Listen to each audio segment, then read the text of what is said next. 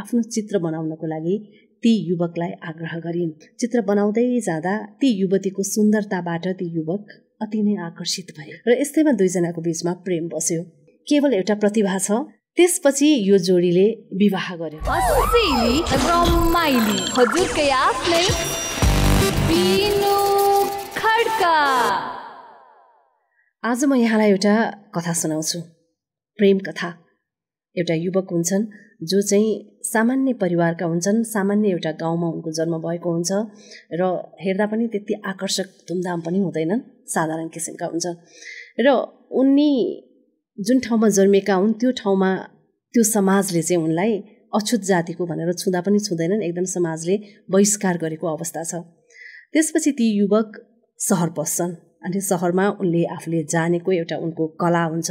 उनी चाहिँ एउटा पोर्ट्रेट आर्टिस्ट हुन्छन् र उनी चित्र बनाउँदै आफ्नो गुजारा गरेर आफ्नो किसिमको जीविकोपार्जन गरिरहेका हुन्छन्। हेर्नुहोस्, यस्तैमा एकपटक एउटी विदेशी महिला त्यो सहरमा आइपुगिन् र आएर उनले आफ्नो चित्र बनाउनको लागि ती युवकलाई आग्रह गरिन् र युवकले चित्र बनाउने क्रममा चित्र बनाउँदै जाँदा ती युवतीको सुन्दरताबाट ती युवक अति नै आकर्षित भए।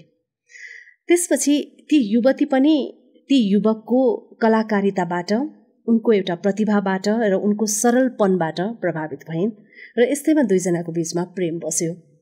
माया बसेपछि माया पिरतीमा दुईजना सँगै केही समय साथ बिताए। त्यसपछि ती युवकले ती युवतीलाई आफ्नो गाउँ, आफू जन्मेको ठाउँ घुमाउन पनि लगे। तर जे जसो भए पनि ती विदेशी युवतीलाई आफ्नो देश त फर्किनु नै थियो। उनी प्रस्थान गर्ने समयमा उनले युवकलाई बाचा गरिन् कि अवश्य पनि हामी फेरि पनि भेट्छौँ भनेर। र 1.5 वर्ष भइसकेपछि ती युवतीले आफ्नो प्रेमीलाई बोलाइन्। उनीहरू दुईजनाको बीचमा चाहिँ प्रेम पत्र आदान प्रदान भइरहन्थ्यो हैन। र यस्तैमा उनले म टिकट पठाउँछु तिमी मेरो देशमा आऊ भनेर बोलाउँदा युवकले युवतीको अथवा भनौँ आफ्नो प्रेमिकाको टिकटमा जान मन्जुर गरेनन्, किनभने उनी अलिकति स्वाभिमानी थिए। त्यसपछि युवकले आफूसँग भएको जे जति सामग्री छ त्यो सबै बेचे र बेचेर उनले एउटा सेकेन्ड ह्यान्ड साइकल किने। हेर्नुहोस्, सेकेन्ड ह्यान्ड साइकलको साथमा आफूसँग अब केही पनि छैन, केवल एउटा प्रतिभा छ चित्र कोर्न सक्ने। त्यति एउटा प्रतिभाको साथमा चाहिँ उनी आफू बसेको सहरभन्दा 6000 किलोमिटर टाढा रहेकी प्रेमिकालाई भेट्न उनी त्यो थोत्रो साइकल लिएर निस्किए। कतिपय अवस्थामा साइकल बिग्रिन्थ्यो, साइकलले दुःख दिन्थ्यो, कतिपय अवस्थामा उनी खान पाउँदैनथे र पनि फेरि यसो उसो गर्यो, कता कता चित्र बनायो, के गर्यो कसो गर्यो गरेर आफ्नो जीविकोपार्जन गर्दै गर्दै गर्दै गर्दै उनले करिब 4 महिना 3 हप्ता लगाएर चाहिँ 6000 किलोमिटर टाढा रहेकी आफ्नो प्रेमिकालाई भेट्न सफल भए त्यो विदेशमा हैन। त्यसपछि यो जोडीले विवाह गर्यो है, विवाह गर्यो र यो प्रेम कथा यो जुन छ यो तपाईलाई सुनाइरहँदाखेरि यो चाहिँ कथा मात्रै पनि होइन, यो सत्य घटनामा आधारित कुरा हो। र यो कहाँको हो भन्नुहुन्छ भने भारत र स्विडेनको प्रेम कथा हो यो।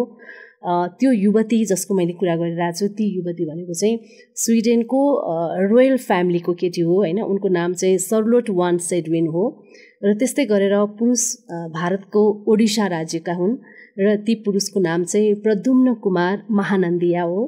र यी दुईको बीचको यो प्रेम कथाले सबैको मन छुन्छ। हेर्नुहोस्, र यो जोडी अहिले साथमै छन्, 2वटा बच्चा छ र बच्चा सहित आफ्नो श्रीमती लिएर उनी अहिले फेरि पनि पछि भारतको ओडिसा, जहाँ चाहिँ उनलाई चाहिँ समाजले बहिष्कार गरेको थियो, समाजले अछुत जाति भनेर उनलाई चाहिँ व्यवस्था जुन गरेको थियो त्यो ठाउँमा उनी फेरि जाँदाखेरि उनलाई र उनको परिवारलाई चाहिँ स्वागत गरियो भन्दा समाज हेर्नुहोस् त कति स्वार्थी छ।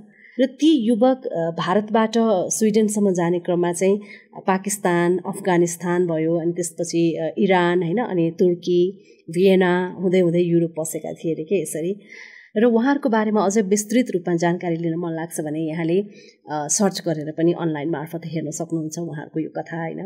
र यस्तै खालको कथा अथवा भनौँ उपयोगी कुराहरू अनि केही रोचक जानकारीहरू, रोचक कुराकानीहरू यहाँलाई सुन्न हेर्न मनपर्छ भने यहाँले हाम्रो हिट्स एफएमको युट्युब च्यानललाई सब्स्क्राइब गरिदिनु होला र मन परेमा लाइक तथा शेयर पनि गरिदिनु होला।